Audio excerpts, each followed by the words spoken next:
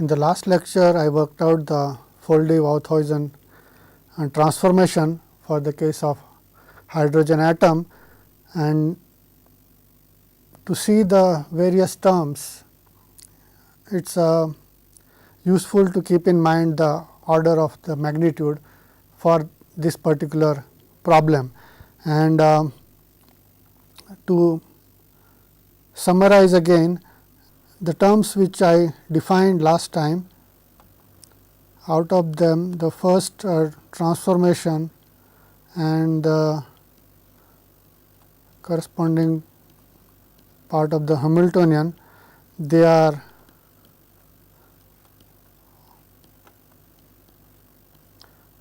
order V by C. So, we have to keep up to fourth order terms in the transformation matrix S. On the other hand, the electromagnetic part of the Hamiltonian is not as large as the momentum part. In particular, the electrostatic potential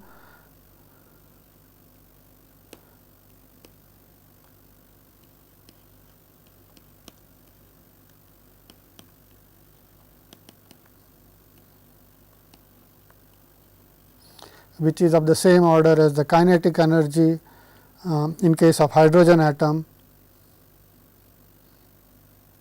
and its magnitude is order V square by C square. And going further down, the magnetic part which contributes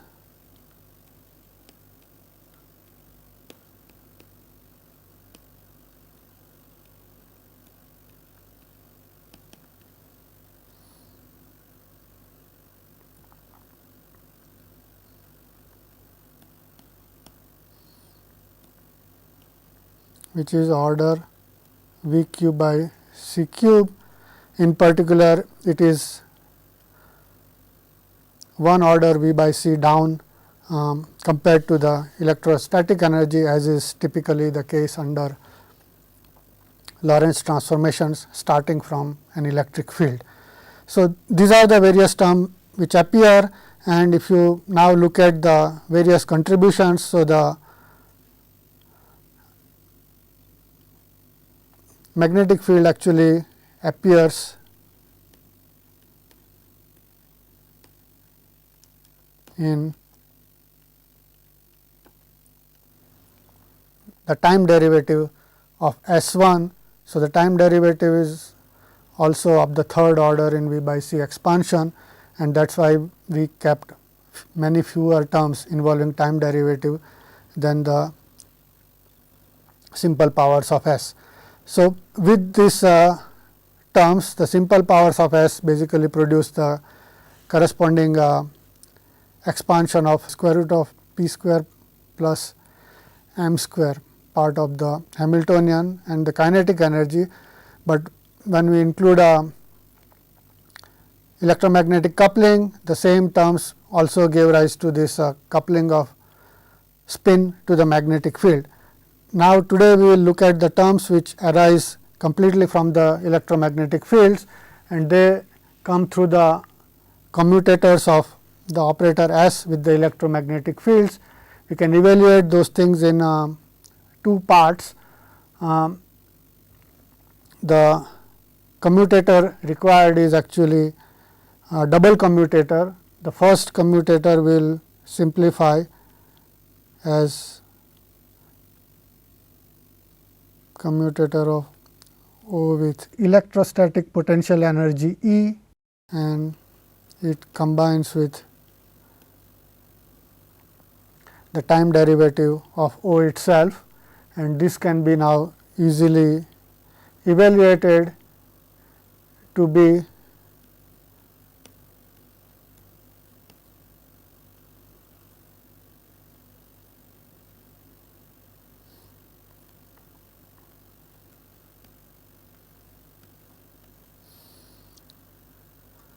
the electrostatic potential energy.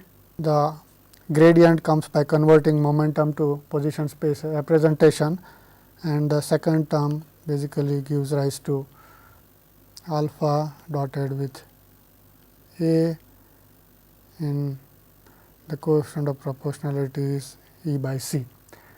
So, this now can be rewritten as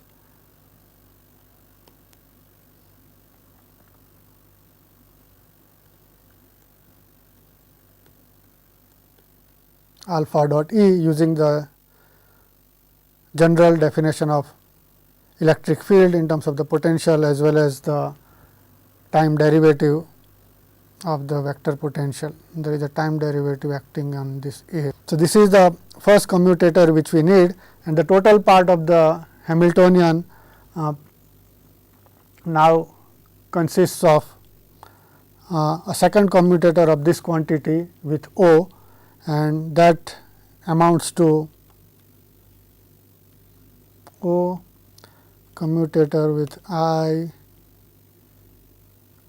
E 8 m square alpha dot E,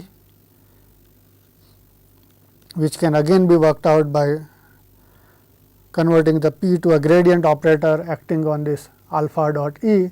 So, that becomes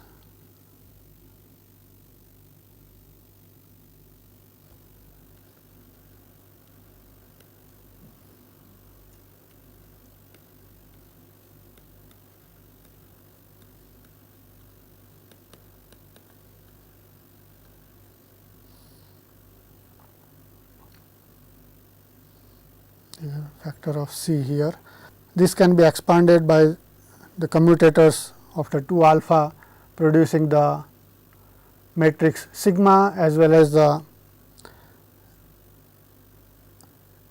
contribution of the gradient inside this P acting on E, and we can write those things quite explicitly as I E C by 8 m square, that is the overall coefficient.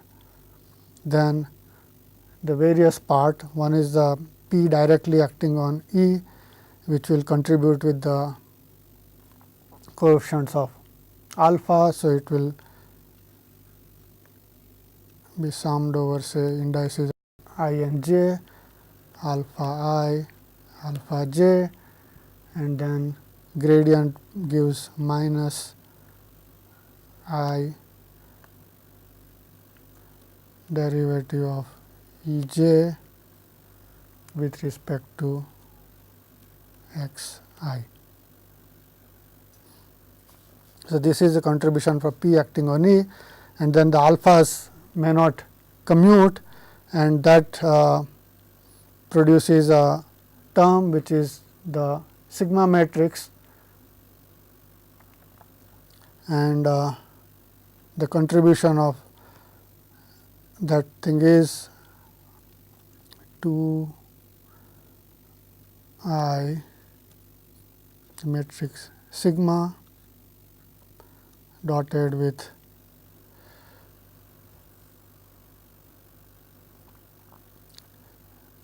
P cross E. With the understanding that the gradient in P does not act on E, and this now can be rewritten in symmetric and antisymmetric combinations, which amounts to various terms which I will separate out. The symmetric part of this alpha I alpha j produces a Kronecker delta, and that just produces divergence of E, and that contribution is then E c by 8 m square divergence of E. Then the antisymmetric part produces the same contribution as inside here, but it has a different coefficient, and it can be now written as I E C by 8 m square sigma dotted with curl E. And the last term can be written with change of sign, which makes a little identification easier. So, it is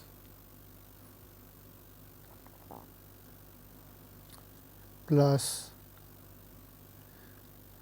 E c by 4 m square sigma dot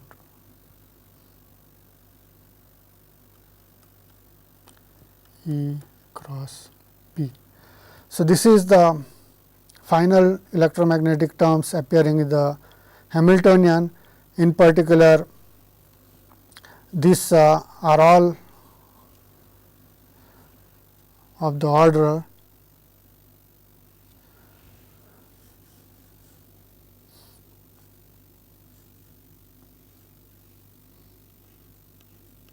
V by C to the power 4, because the first part was order V by C cube, and then one more commutator reduces it to V by C to the 4th. So, the question now is to find a physical interpretation of these various pieces, and we come to that in steps. The first step is to combine the term involving the sigma matrices together, and then they make a Hermitian contribution. So, let me just reiterate it. The sigma dot curl E and sigma dot E cross P, the P is actually the gradient. In taking Hermitian conjugate of these terms, we just keep track of the order of operators and the cross product, and the Hermitian conjugate comes back to the same terms.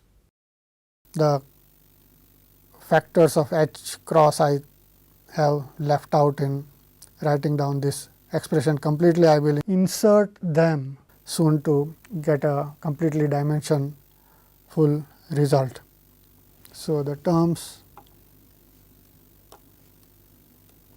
involving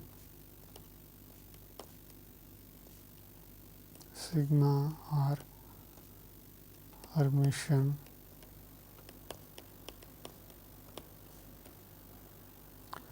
when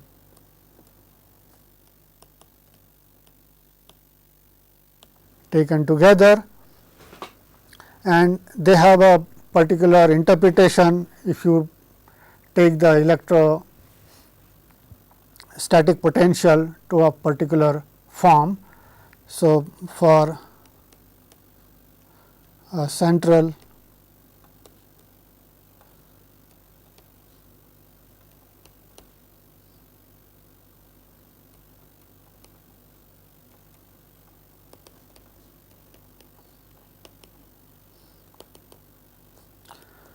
we have the electric field parallel to the vector r, and then we can simplify the results a little bit.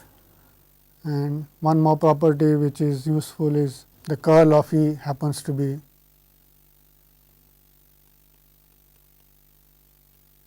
zero. So, the operators P and E, we can write it in any order without much conflict, and then the two terms basically reduce to what is known as a spin orbit interaction, and that contribution to the Hamiltonian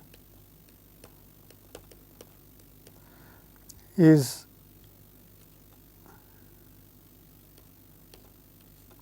the two terms in the previous expression combined together. Factor of 2 comes from writing it in two different ways, and the electric field now can be explicitly written as gradients of a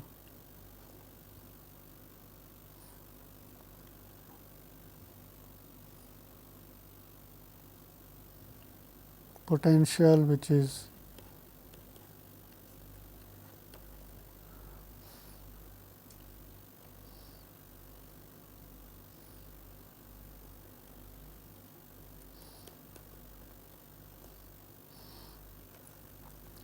expressed as a vector parallel to r. The gradient and the magnitude of r is explicitly factored out, and this now can be rewritten as the orbital angular momentum. So, together this has a interpretation that the overall contribution is sigma dot L.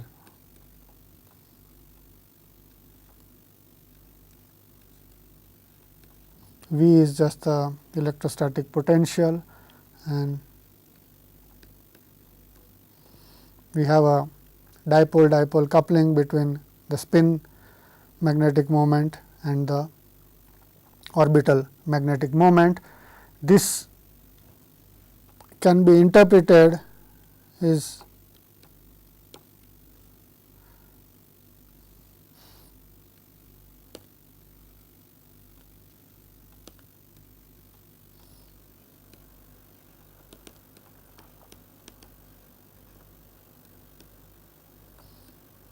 as the magnetic field seen by the electron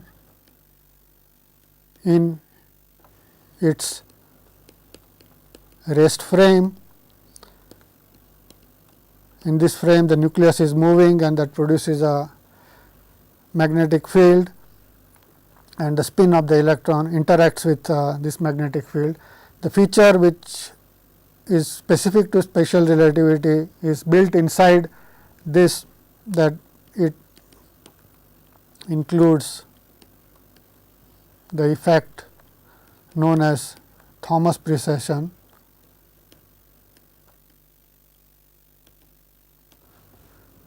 and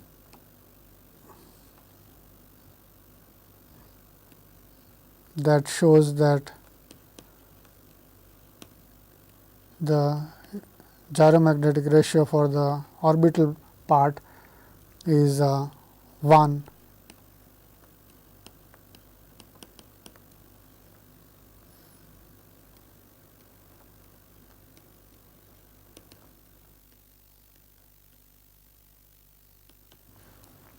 So, this is one particular term, we have its interpretation. In non-relativistic theory, this has to be included by hand by the same logic. You find a effective magnetic field, include the Thomas precession correction, and then make the spin of the electron interact with that particular magnetic field. The term which is not at all obvious in non-relativistic analysis is the remaining part, which involves divergence of the electric field, or effectively the Laplacian acting on the electrostatic potential, and that term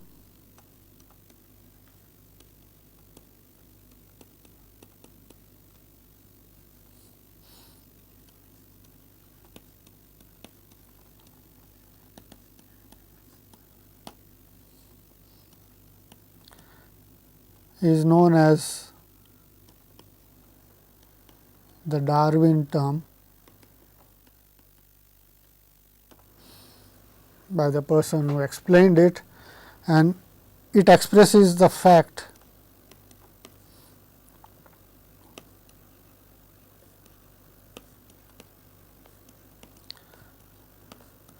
that any relativistic particle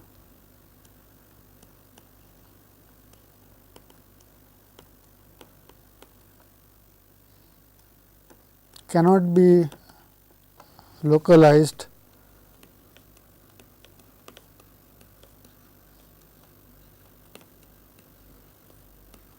better than its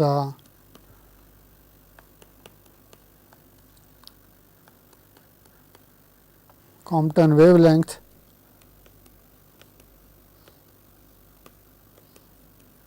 And so, what the electrostatic potential it feels is not the pointwise potential, but it experiences a smeared potential,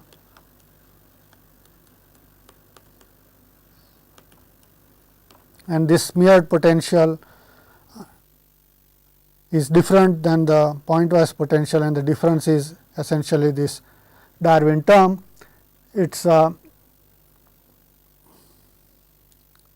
easily worked out, at least in terms of dimensional analysis, and that we just have to do a little bit of averaging of the potential by very simple Taylor expansions. So, suppose I want to smear a potential V over a certain region. So, it can be expressed as some average over a distance delta r,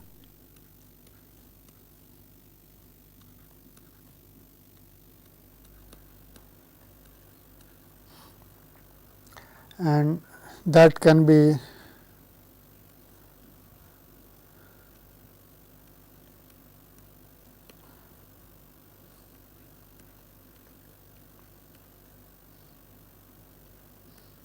expanded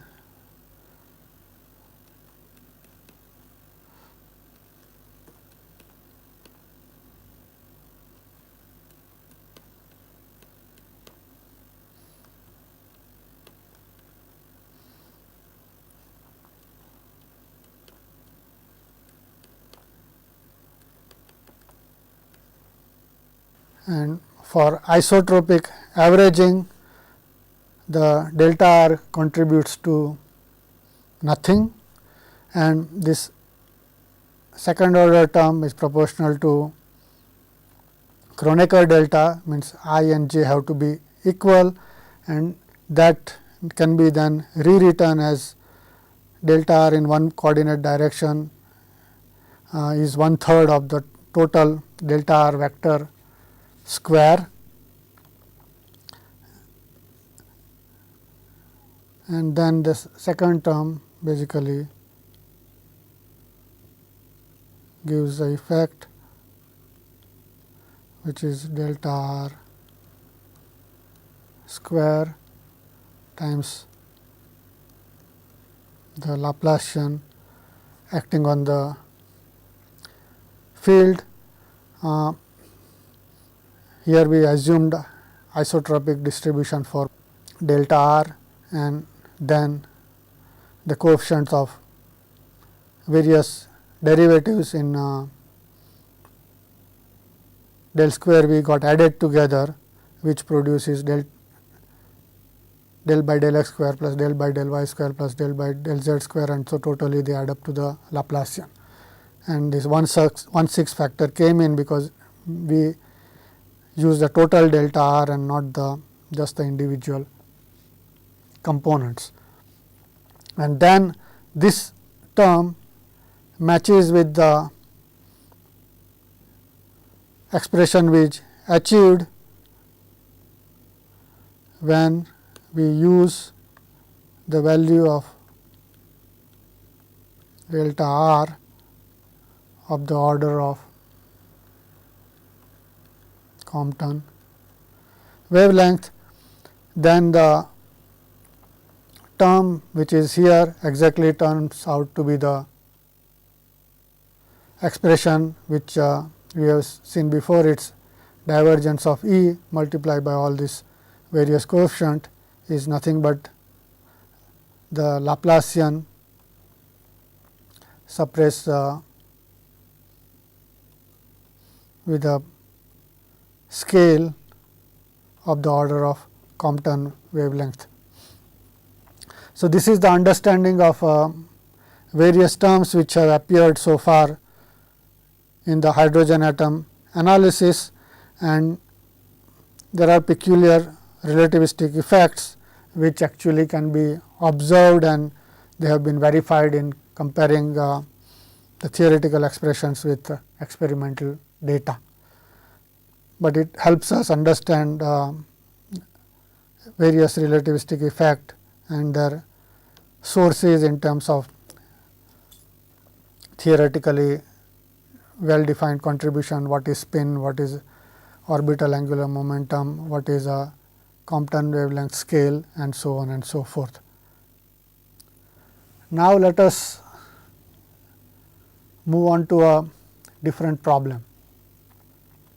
So far we have discussed hydrogen atom solution in great detail and identify various parts, but in a standard course in non-relativistic quantum mechanics, one does not solve the hydrogen atom problem first.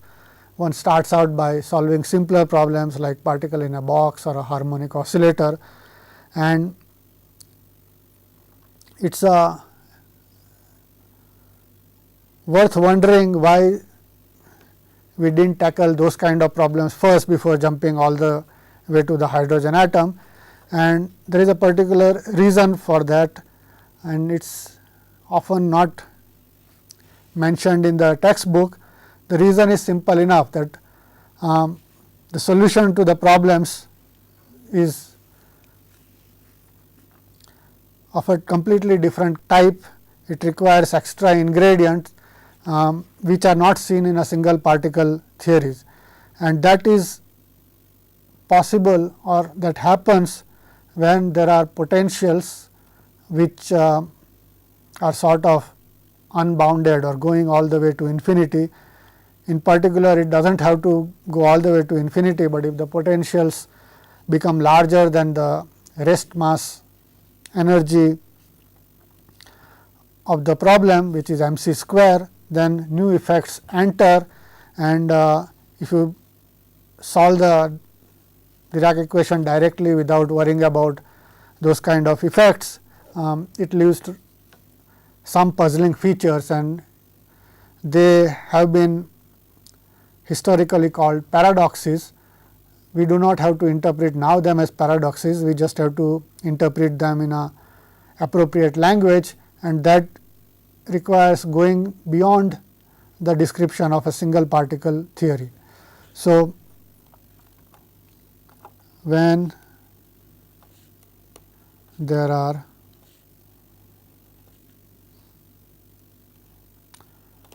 large potentials, in particular exceeding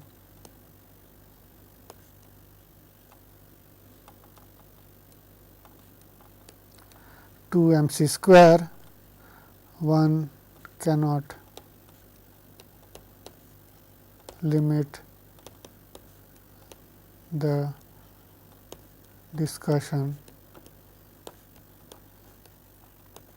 to a single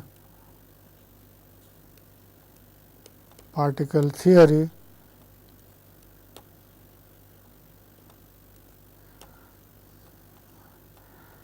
It is necessary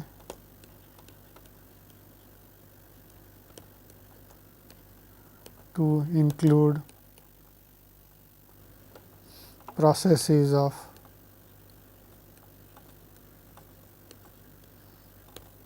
pair creation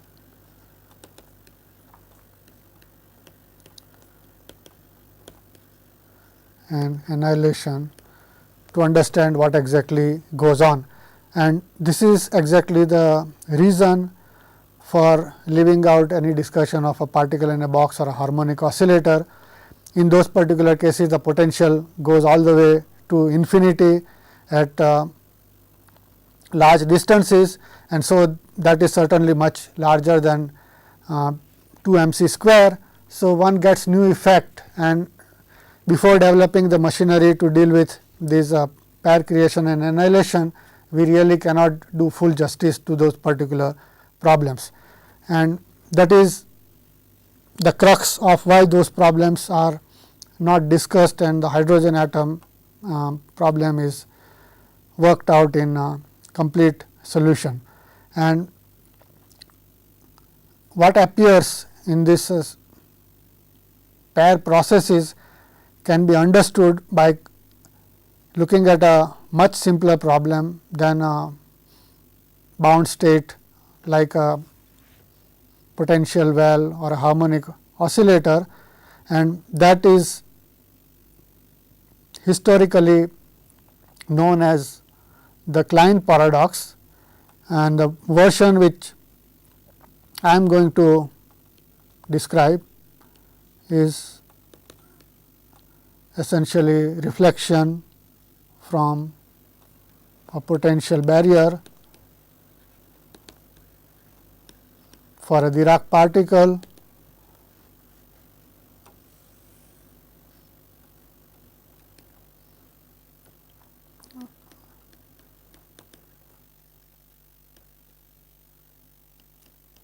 in particular. We will look at the problem where the barrier height changes, and we will see that something extra will have to be included when the barrier height exceeds 2 m c square. So, to define a particular scenario, just consider essentially a one dimensional problem. There is a plane wave incident on a step function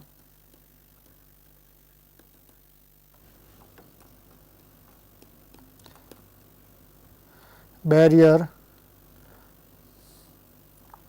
while moving along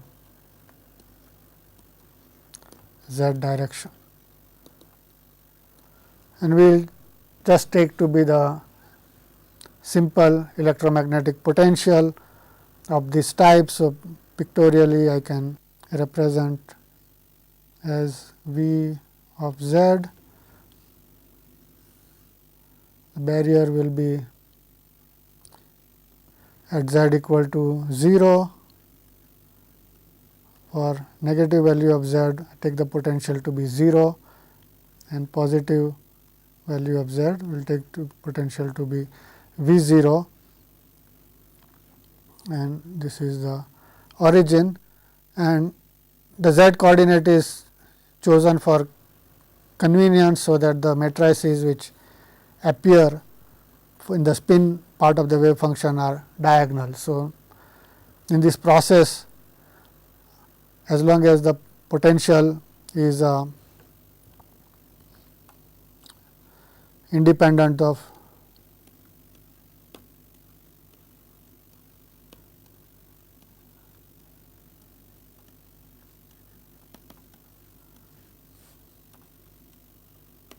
spin, nothing much will happen to the spin degree of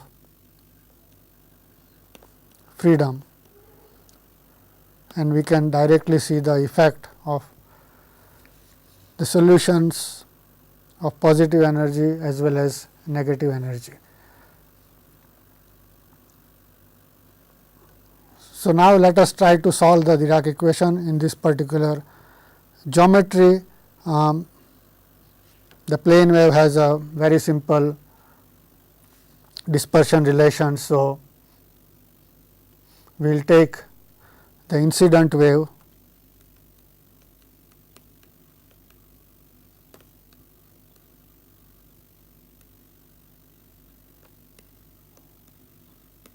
from left to have the property that the energy is positive and spin is pointing up. And now, we have to solve what happens, in particular how much of the wave is reflected and how much of the wave is transmitted, and then work out the properties and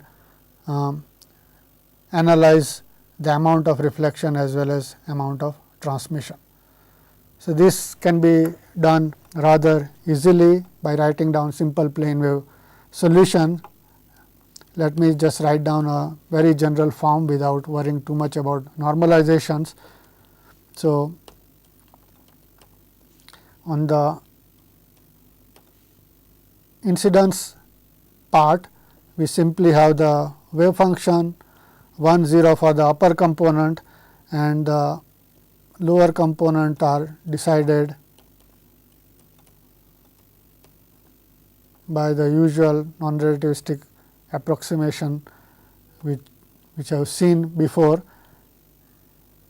It has the separation of V by C, in particular this energy momentum dispersion holds. So, E square is equal to P 1 square C square plus m square C raised to 4th.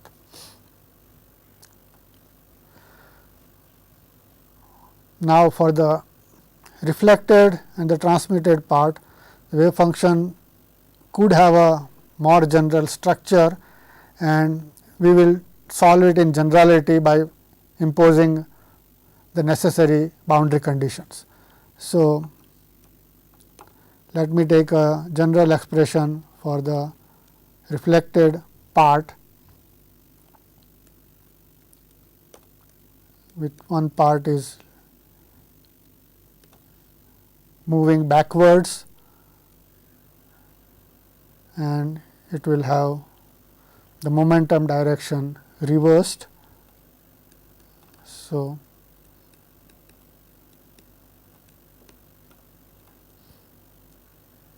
this particular form, and I am just going to include a possible term which may arise due to spin flip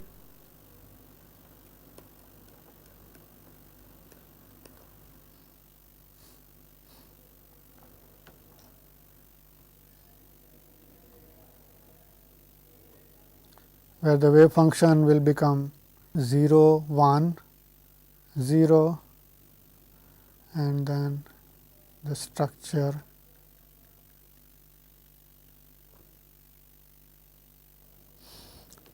same, but opposite sign. The sign flip comes because the actual operator involved here is sigma dotted with p.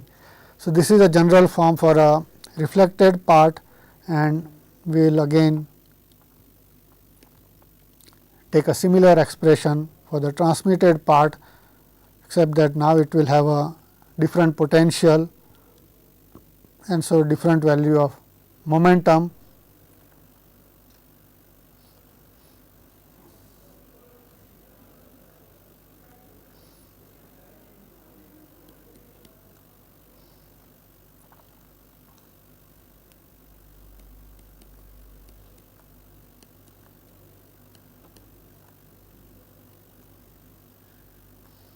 So, this is a part with the same value of the spin and a corresponding part which might have a flipped value of the spin.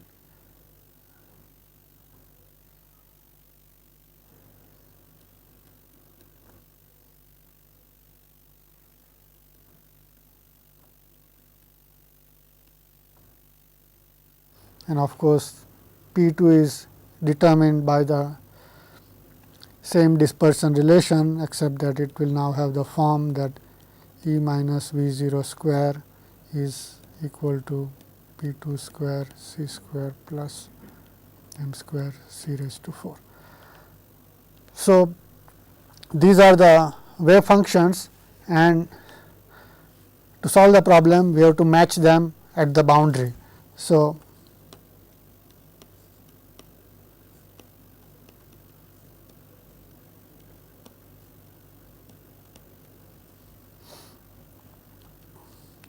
wave function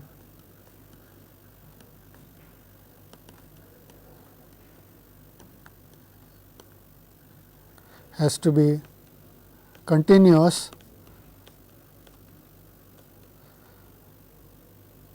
and in particular for all the spinor components. There is a little difference compared to the way the Schrodinger equation is solved. Now, we have a first order differential equations. So, one boundary condition is enough to solve it, and so just the continuity of the wave function is required at the boundary. We do not have to worry about what happens to the derivative of the wave function. On the other hand, the continuity has to be assured for all the different spinor components of the wave function, and that in essence takes care of the boundary conditions which are imposed in Schrodinger equation both on the wave function and its derivatives. But this is a simple difference which arises from the structure of the equation itself. So, what we need is now incident plus reflected wave on one part at z is equal to 0, on the negative side is equal to the transmitted wave with z on the positive side. And if we do it for all the 4 components one by one, we will get several conditions relating the coefficients a, b, d, b prime, d prime, and we will have 4 equations. There are 5 unknowns. The overall normalization of the incident wave remains a free parameter, and all the other 4 will be determined in terms of that incident wave normalization, and in turn that will allow us to calculate the ratios of probabilities relative to the strength of the incident wave for various kind of processes that can occur. So, let us write down those conditions explicitly. The upper components gives a very simple conditions which are just that a plus b is equal to d, then b prime is equal to d prime, and the lower negative energy component give a condition, but with the momentum factors explicitly appearing, and they are therefore, there is a weightage of by these ratios p by e plus m c square on one side, and the other side has similar ratios with p 2, but now the potential is shifted by V naught. So, that is the condition on A and B, and then one more arises in a similar structure, which is B prime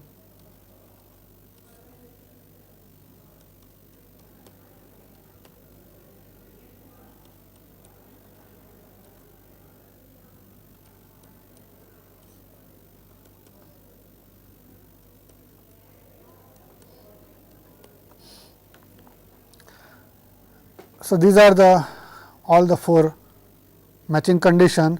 In particular, there is a very simple feature that there is no spin flip under this particular process, which amounts to the result that B prime and D prime vanish. It is quite straightforward to see that one condition says B prime equal to D prime, and if you substitute anything over there, then this is a condition between an P 1 and P 2, which are completely different, since the potential is non-zero and you cannot satisfy both of them simultaneously unless the coefficients have all got value 0. So, we are now left with only the condition on A, B and D, and it is convenient to define a ratios of this momentum factors to write the result in a simple form. So, let this ratio R be the ratio of these 2 particular factors is P 2 divided by P 1, and the energy factors are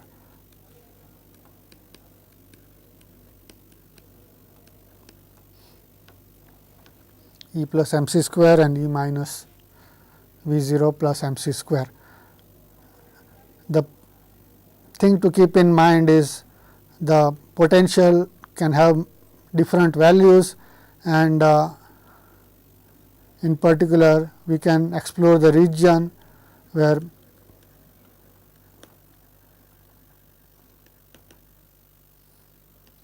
the P2, the momentum becomes imaginary, and then in that case R can also become imaginary, and we have to treat R as a complex number to be able to see all the possible consequences.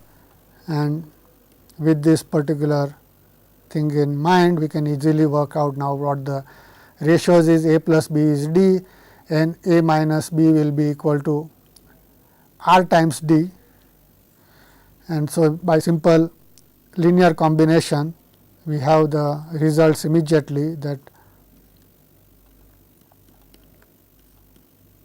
A is equal to D times 1 plus R by 2, and B is equal to D times 1 minus R by 2. So, this is a general solution valid for all the values of the potentials. Now, we can look at specific cases which can occur for different components, and for that we will be interested in finding out the amount of reflection and the amount of transmissions, and those things have to be characterized in terms of the physically observable properties. So,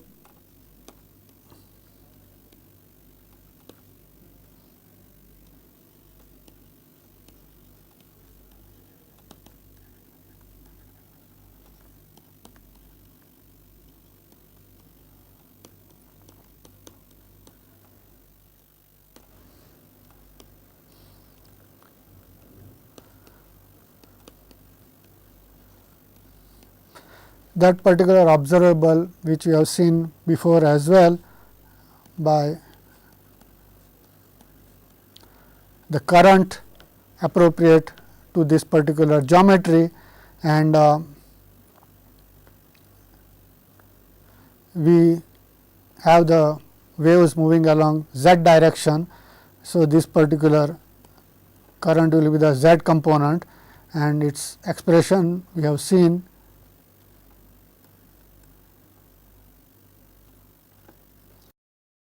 Scheidegger alpha psi and the z component of it, and the value of this objects will tell you how much of the wave is going in one direction, how much is going in the opposite direction, and in particular the current can take both positive and negative value, but it is a physically observable quantity. So, what we now need are the values of the currents for the three different wave functions which we have, the incident one, the reflected one, and the transmitted one. And in particular we are going to normalize everything with respect to the incident wave. So, we will look at the ratios of these currents in various cases. So, they can be very easily derived from these various expressions. So, what is J z reflected divided by J z incident? Well, the wave functions Scheidegger alpha psi essentially had the same structure for both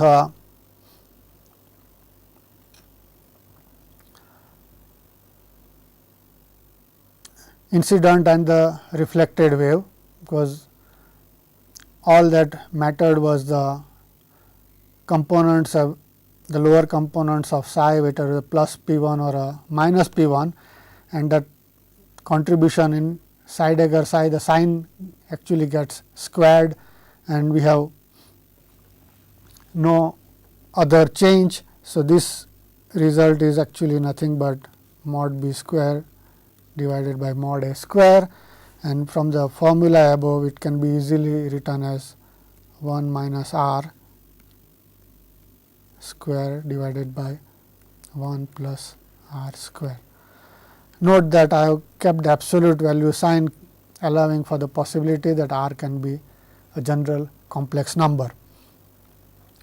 In case of the transmitted part, we have another similar contribution.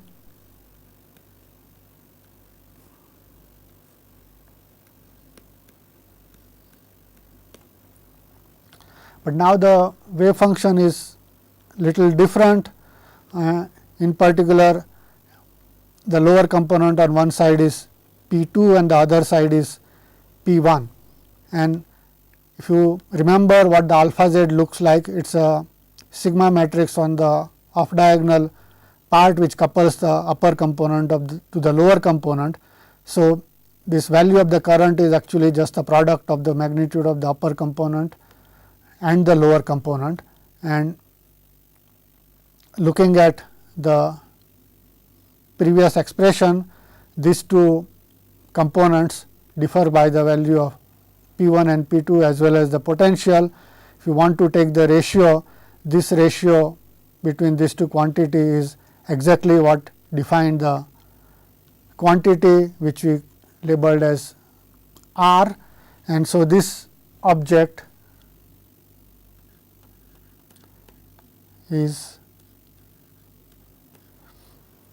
d square by a square, and the quantity which appears is not just R, but because it is a psi dagger and psi, you will get contribution which is P 2 plus P 2 star for the transmitted wave, and then divided by P 1 plus P 1 star for the incident wave, and that contribution is equivalent to writing the real part of R. And now with this particular values, we can quickly rewrite this expression as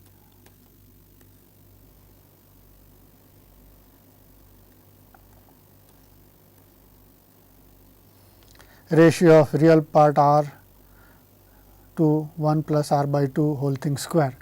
So, this is a quite general result for a current which can be observed in this particular scenario, and since we have done the boundary condition matching etc. correctly, we immediately see a consequence that continuity condition is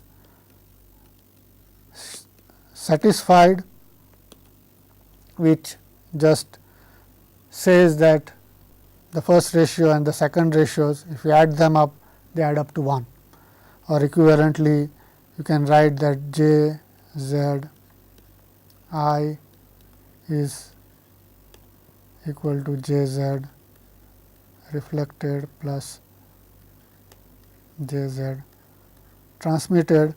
One can see that very easily, 1 minus R square plus 4 times R, we add them together, it just adds up to 1 plus R square. So, this continuity equation is indeed satisfied, and this is our answer. Now, what appears is the puzzles when the potential takes different values, and that corresponds to now changing the value of V 0 relative to the value of E, and the various cases we are familiar with it. We can now look at what happens when the kinetic energy is bigger than the potential energy. We expect the wave to get transmitted to a large extent. If the kinetic energy is less than the potential energy, we expect the wave to be reflected. In non-relativistic theory, the reflection will be 100%, because the wave function on the positive z side will be decaying exponentially. But something funny happens in this relativistic theory, and we will explicitly see the behavior in the next lecture.